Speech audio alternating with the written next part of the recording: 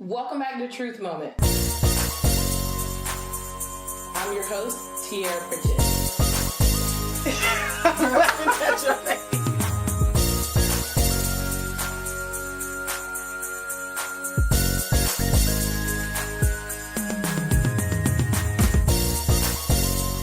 When something is submerged in the fire, then its shape can shift. Yeah, it can shift.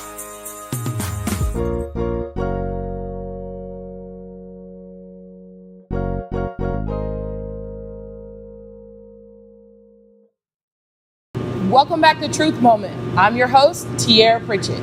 Okay, so guys, quick question. Wait, before I even get to all of that, I am at the University of Tennessee. Anyone who knows me knows that I bleed orange. I take so much pride in the fact that my degrees say the university, and yes, the T is capital. University of Tennessee, and I have two of them from this great place. So right now, I just want to just kind of revel in that fact that this is an awesome truth moment for me to be back to my roots, so to speak, where I got my degrees that kind of helped me on my path to be able to become a therapist and do what I love to do. So now that all of that is out of the way, let me get back to my purpose for being here. So quick question, guys. Have you ever been in a place to where you had this dream and it was a lifelong dream, something that you wanted to do? So much so that you felt like this was your calling.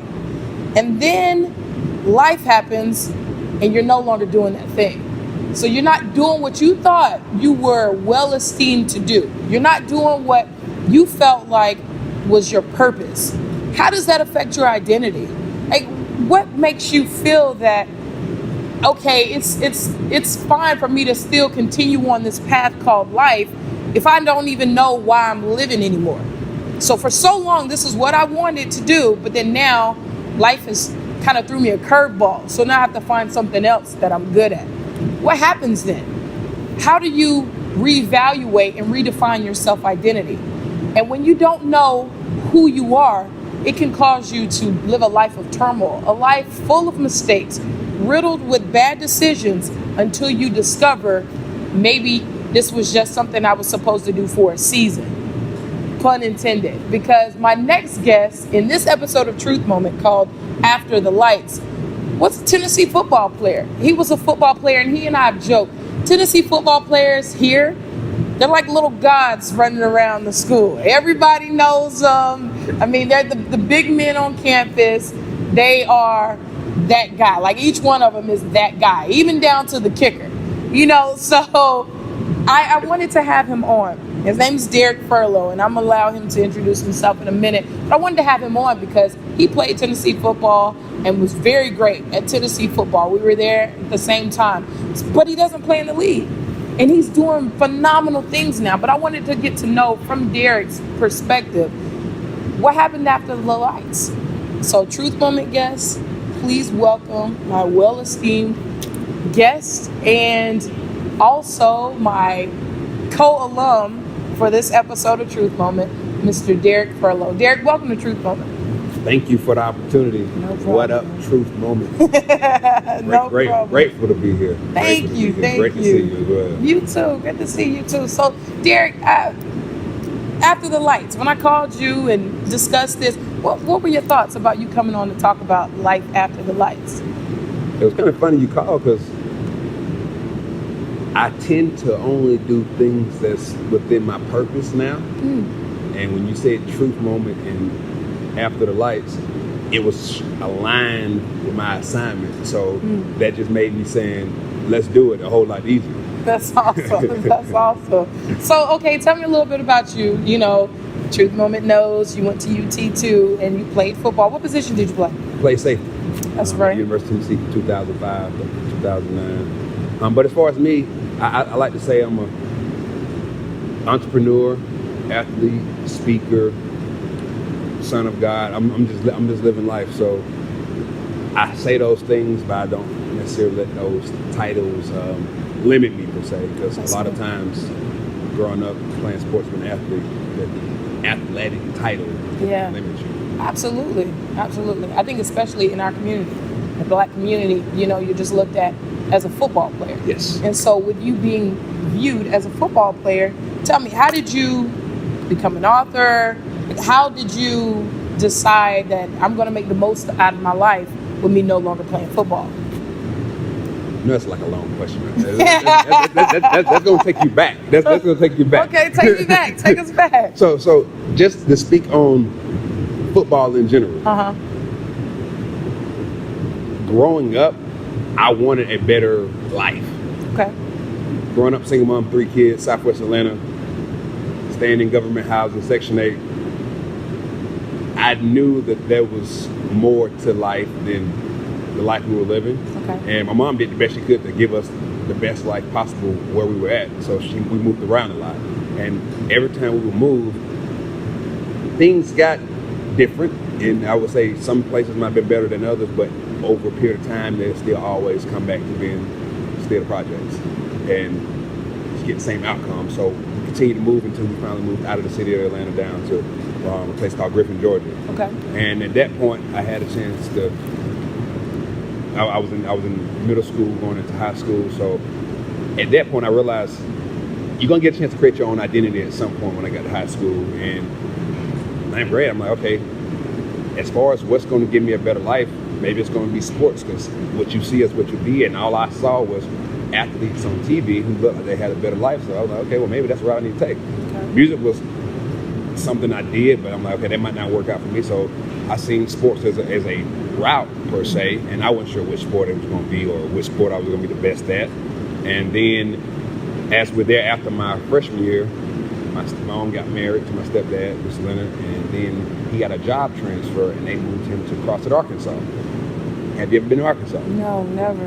Been blessed. Because you ain't missed nothing. But we moved there, and that's when I think everything got real, because now life had gotten a little bit better because my mom was a single mom, so that struggle wasn't as bad as it was. But now we was in a completely different location, a place I didn't really want to be, a place that necessarily I didn't feel like I identified with, a place that was a little bit behind in time, definitely behind in culture, a place that I felt like it wasn't meant for me to be, and I couldn't control it. So now it was like, how do I get out of here?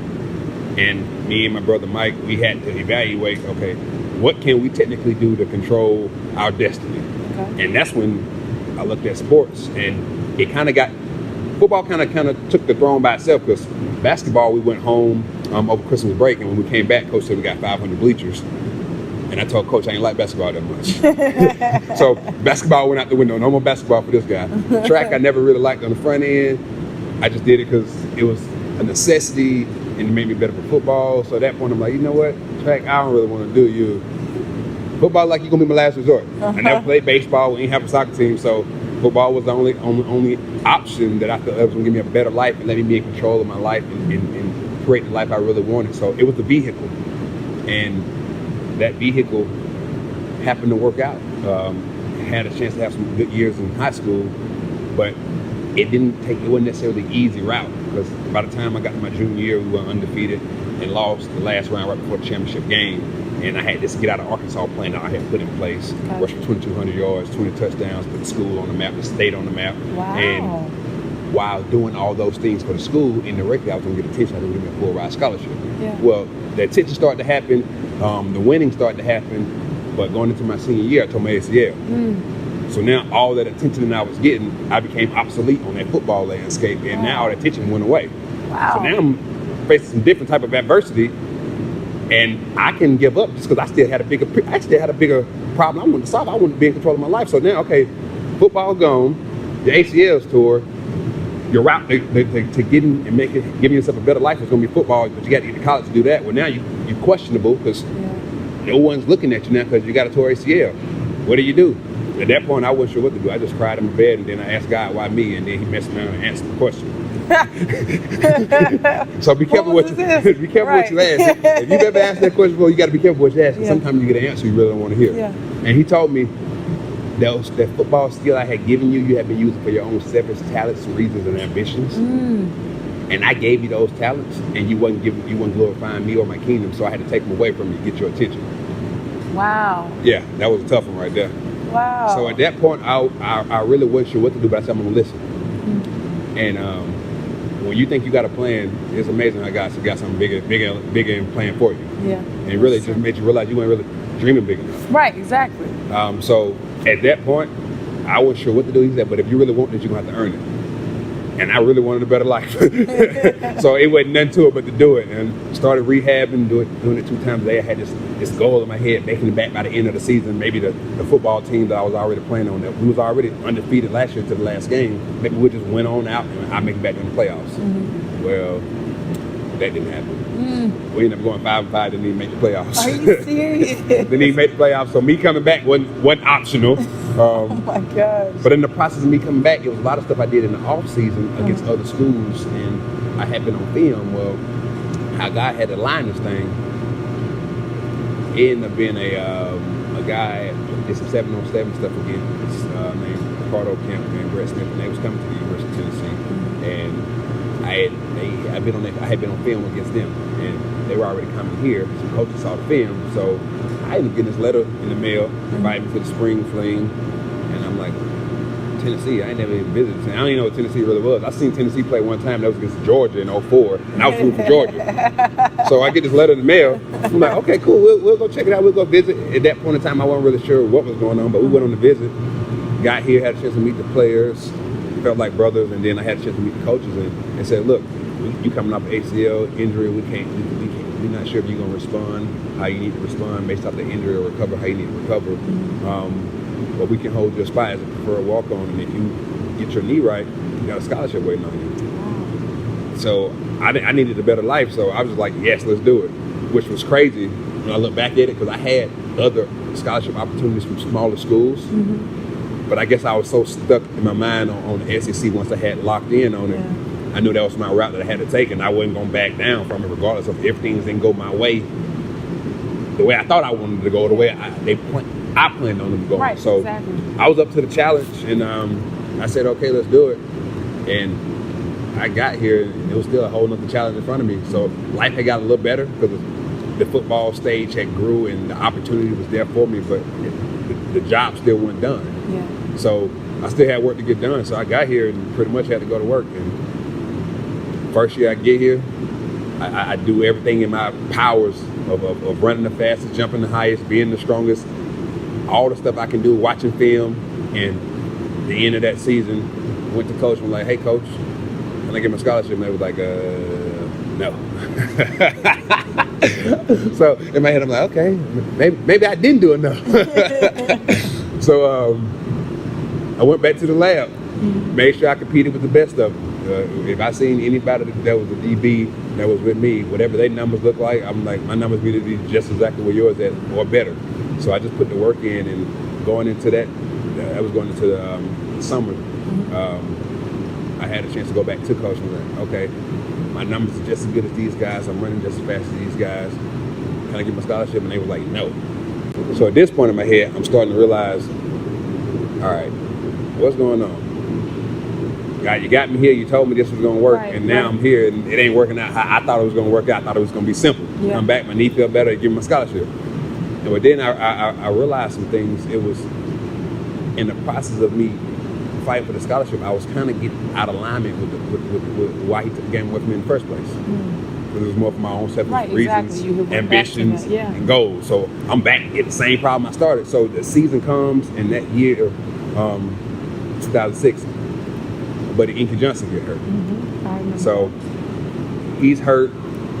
We finally visit him as a unit, and as we're at the hospital, one of the coaches, Coach Slade, asked him, Ink, how you doing? And Ink said, I got peace. And at that moment, something hit me. I'm like, all right, he got peace. He laid in the hospital bed, and he almost lost his life. And his arm is messed up.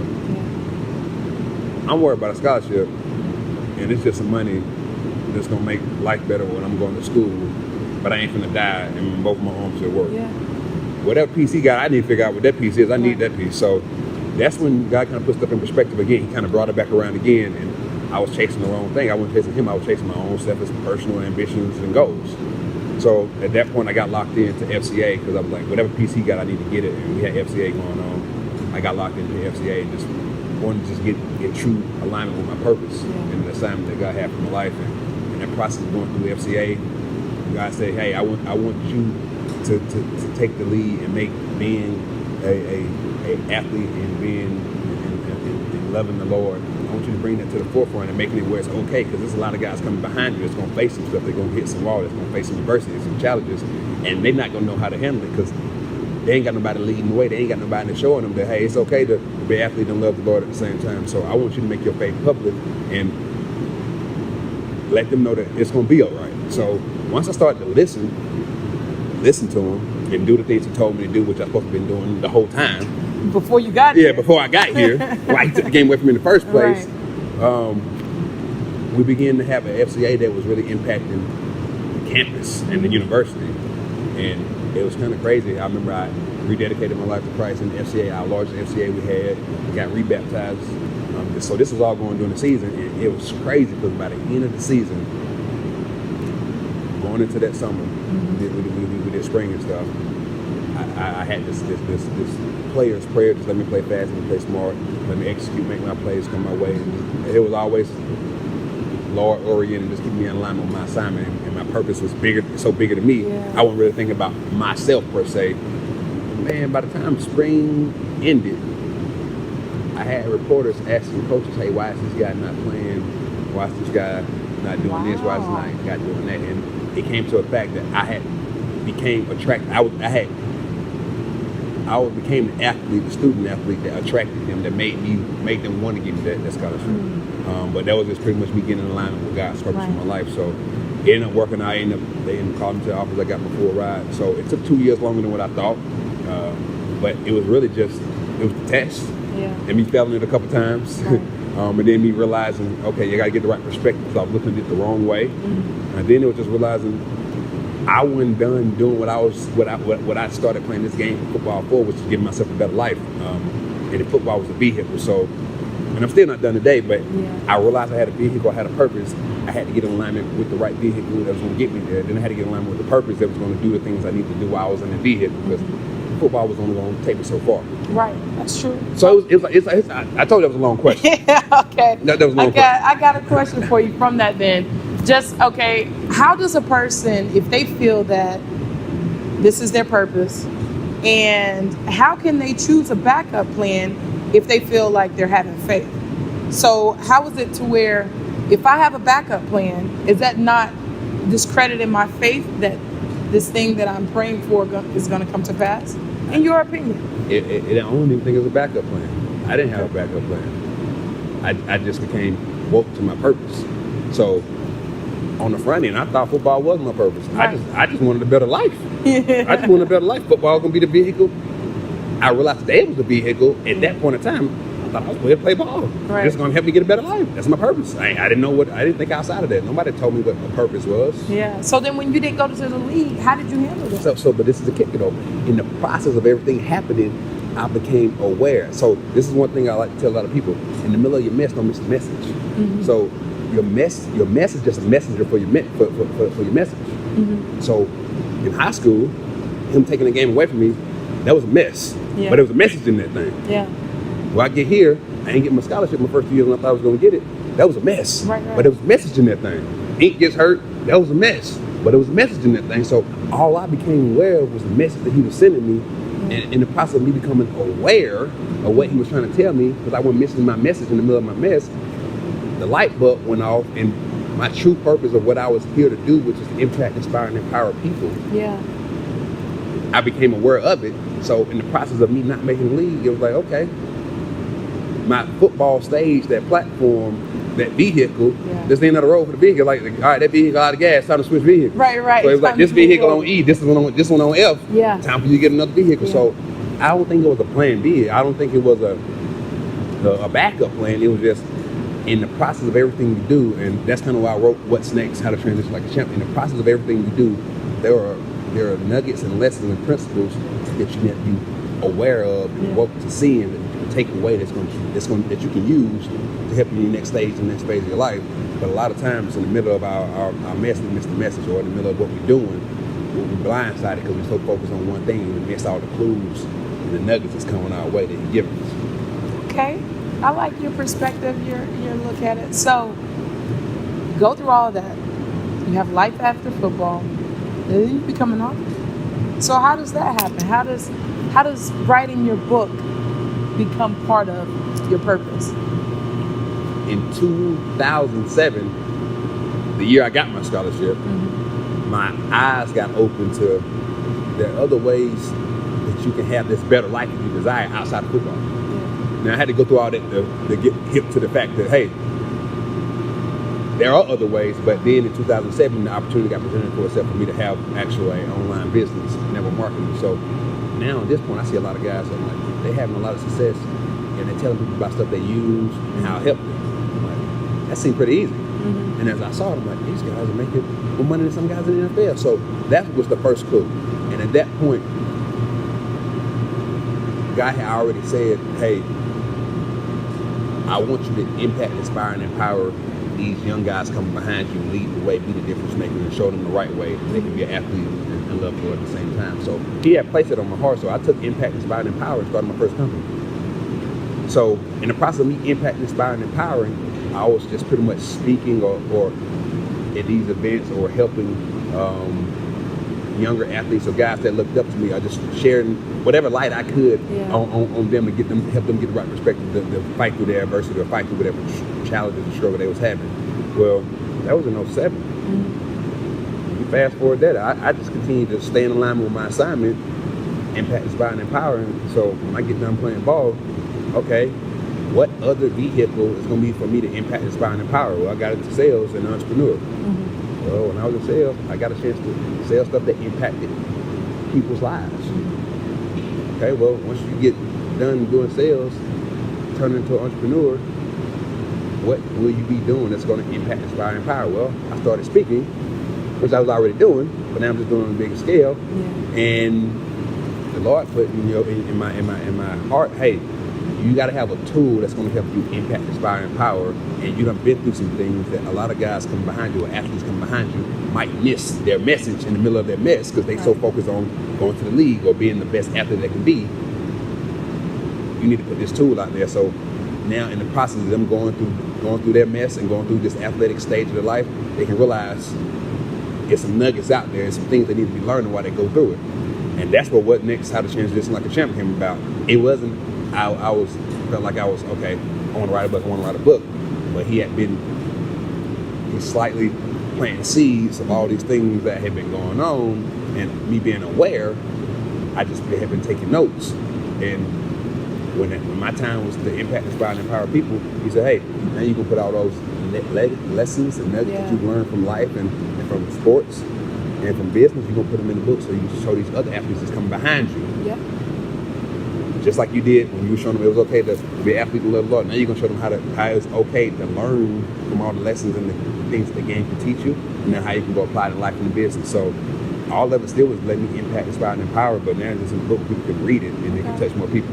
So do you feel like it's a cultural thing? Like learning how to transition like a champion to where we don't know enough about it culturally. Like if we're zoned in on sports, then that's what we're zoned in on. So therefore, that emptiness can cause depression or feeling like what's next. In your experience, having played on, a level this large, are you seeing it to where, like I said, typically it's a cultural thing. Like you're saying, I want a better life, to where this is going to be my only vehicle for having a better life, whether it's music or, sports. Are you finding that it's more prevalent? So, to be honest with you, no. This is why. Okay. Depending on what culture lens you're looking at it from. Because in other cultures outside of being African American culture, in the hood you see sports, you see music. Well, in a European culture, you might see, oh, that's a lawyer or a doctor, so I got to be a lawyer or a doctor. That's the only two things I can be. Yeah. Now, those two things just happen to be probably more attainable per se, and the numbers might look better. Because you can get it, you can go to school, and you can do it. You don't have to have a talent. You got to get a break. But in all cultures, depending on what lens you're looking from, that's all some people might think they can be because that's all they see. That's all they're around. So it is a cultural thing across the board, but not just in the hood, not just where I'm from. Yeah. It's a cultural thing across the board based off the perspective. Because what people see is what they'll be. Because most people are limited to their exposure. If they don't know it's possible, they ain't gonna do it. Yeah. So where I'm from, all you see is rappers and all you see is music. well, I think that's my only option. Yeah. And if I grew up with, oh, my daddy was a lawyer. Oh, my granddaddy was a lawyer. Oh, my great-granddaddy was a lawyer. Guess what I'm going to be? A lawyer.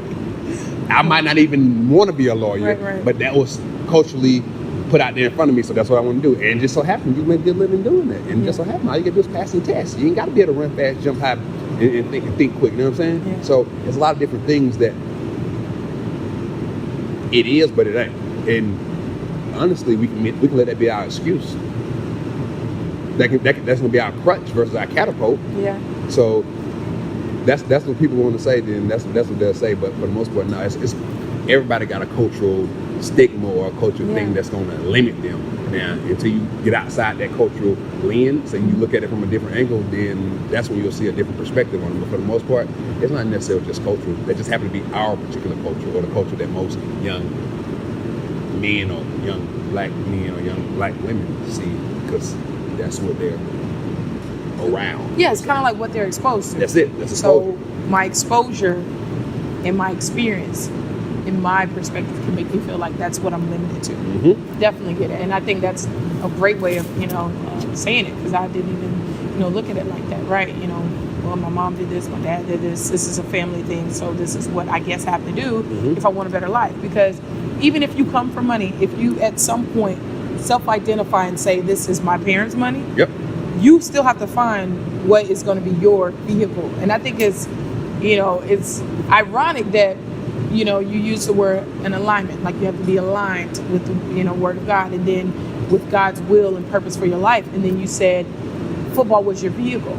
And everybody who has ever driven knows that a car that does not have an alignment, it ain't gonna go. You're gonna be all over the road. All over the road. All over the road. Come on, and that's life. Come on. That's life. If you are not properly aligned, you're gonna be here, you're gonna be there, and you're gonna be wondering what's your next route. Mm-hmm. Like, okay, I'm gonna chase this thing because maybe this seems easier right now. I'm gonna chase this because this is what's giving me the eyes and the attention. But you're not really taking that time. And if you take that time, like you said, to kind of tap into where you're supposed to be and get aligned, you can go straight. And the car gonna run smoother, because once you're out of alignment, next thing you know, you got one side, you got some tires that need to be replaced over here. You end up at the mechanic because you're wearing these tires out. You got brake pads over here that's messed up. So you end up having all these problems because you ain't in alignment. Or mess, like you said. It's a mess in the middle of all that, and you don't realize the message in the middle of the message. Hey, you need to go get in alignment with your assignment. You driving this car, it's out of alignment, you all over the place. Now you're going back to the mechanic because you got to fix this, you got to fix that, you got to fix this, you got to fix that. And all you have to do is go get this thing in alignment with how it's supposed to be lined up, and it's going to run how it's supposed to run. Right. So, okay, let me throw something at you then. So, how does someone get in alignment? How does, if you are on a stage with 107,000 people and you have the lights, and we know anybody that's been to a University of Tennessee football game, Saturday nights when the lights are coming over the river, and we have the fireworks that go off when we score, or we have the cheerleaders doing push-ups and Smokies doing push-ups when we score. You have all of this, and people are learning your name and cheering for you. How can a young male get in line? But I want you to make it general. So how can a person get in alignment if this is what they're seeing? This is what they desire. Because the Bible says that God will make your name great. But if you're hearing this, you're thinking, well, my name is great. So this is why I need to make sure my numbers look good. I need to make sure I run the fastest, and I all of these I statements. So how can you get in alignment? First and foremost, you got to find that identity. Because a lot of times you got the lights, you got the cameras, you got the attention, but they only see you as an athlete, and you buying into it. So if you only see yourself as an athlete, you got these lights, the camera, the attention. As soon as the lights, the camera, and attention go away, and you done playing, and now you're an athlete, but you ain't got the lights, camera, and attention, now you lost. So first things first, when you start viewing yourself as somebody other than an athlete, and stop putting that, you stop limiting your potential, stop limiting what you're capable of, stop limiting what you was put here to truly do, because you didn't come out the womb and you get smacked by the doctor and say, oh, that's an athlete. Right. Oh, that one gonna run fast. Oh, that one gonna jump high. You see what I'm saying? You didn't come out with a title, that's it. So you became good at sports, so somebody gave you that title and you bought into it. So now you got the lights, the cameras, the action, the attention, and everything going well. But once it's done, I'm lost. So first thing first, you gotta realize who you are. And it's a lot of things you are besides an athlete. Mm-hmm. They just happen to be the one that's giving you all the lights, the camera, the action, and the attention. Right. So first things first, they got to. I will say this: I will make a list of things I am, and I call this the Hollis Project. I had a chance to do this with one of my buddies. He's a pole vaulter, and he was struggling pole vaulting, and he's an Olympian. He's struggling pole vaulting, and he said, I didn't know what was going on, and at this point, I wanted to hang it up. But I wasn't sure what to do, so I had to make a list of all the things that I was aside of being an Olympian pole vaulter. Mm-hmm. So you got to make this list. I'm a son of God. I'm a father. I'm a husband. I'm a brother. I'm a forward thinker. Mm-hmm. Whatever those things you would consider yourself as. So now your true potential is being released. Because once you remove that label, you find your true potential, and the Lord done made you bigger and better than that athlete that you relate to. Yeah. So once I say first things first, you got to find your identity, because once you find your identity, then it's like, okay, the lights, the camera, action, it's cool, it's fun, I'm gonna enjoy it, but I know it's bigger than this. I know it's bigger than me. Yeah. And until you know your identity and you realize it's bigger than you, if you don't realize those two on the front end, you're gonna experience a lot of problems. But first things first is identity, and as far as finding identity, I would say a good way to do it is build a relationship with the Lord. He gonna help reveal to you your identity outside of being an athlete or whatever your title is. Yeah. And from that point on, realizing that it's bigger than you, because you one peon out of all the stuff that's going on around you. This world don't revolve around you. If you think about it from a big perspective, everything you're doing is bigger than you. Even the actions you're taking is going to impact somebody else. The actions you don't take going to impact somebody else. So everything at the end of the day is bigger than you. So once you realize your identity is just not an athlete and it's bigger than you, it starts to put things in perspective a little bit more. But on the front end, if you never do that and you think it's all about you and all you see is yourself as an athlete, once you're done and the lights go out and the cameras go off and the people stop cheering, you're going to be lost in the sauce. Straight up. I'm Derek Barlow, author, speaker, athlete, entrepreneur, and you are watching Truth Moment. Well, thank you, D-Lo. I'm sorry, we're supposed to be formal. Thank you, Derek, for being on the Truth Moment set today and just for this opportunity. I really, really appreciate it. And then thank you for handling my curveball questions that I threw at you. But just in this moment, I want to give you the opportunity to tell my viewers where they can get your book. And yeah, we want to promote, and give you the opportunity to just kind of share that information. So where can you get it? What's Next? How to Transition Like a Champ can be found on sportslikebusiness.com.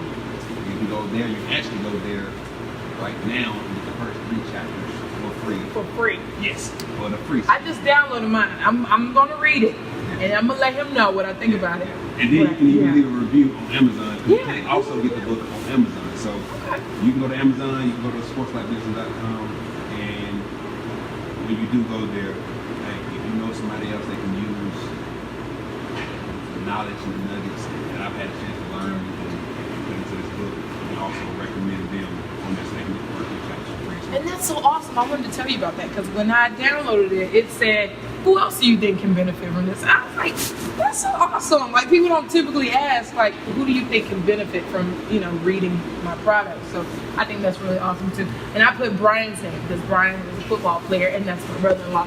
So I did put Brian's name in so that he can read How to Transition Like a Champ. That's what it's all about. That's what knowledge for. That's right. So guys, again, want to thank you so much for viewing this episode of Truth Moment. Really near and dear to my heart, because it is good old Rocky Top that we shot this episode. And also, it's important for you. I hope if you didn't learn anything else, other than the fact that Tennessee is awesome, it's important for you to learn your identity. The earlier you learn it, the better, actually. So you're going to go through mess, like Derek said, but learning that your mess should not deviate from your message, and making sure that the vehicle that you are using, you realize that it's just that. So stop limiting yourself to titles. Realize that I am a person who plays football, but I'm not a football player per se. Yes, you play, and that's your job, so to speak, or anything that you could do. Me, I'm a speaker, but I'm not limited to being a speaker. I'm a woman who speaks. I'm a mom. I have all of these things, but most importantly, I'm a child of God, and I'll be using my vehicle so that it can remain aligned so that everything else doesn't break down on me. Come on now. So that I can get to where I'm supposed to be on my right route. Say that 5 times fast. But again, I'm Tierra Pritchett. This is Derek Barlow, aka D-Lo, who did not go to class that I had to sign in. No, she's talking about graduating class. That's our truth moment. What's yours?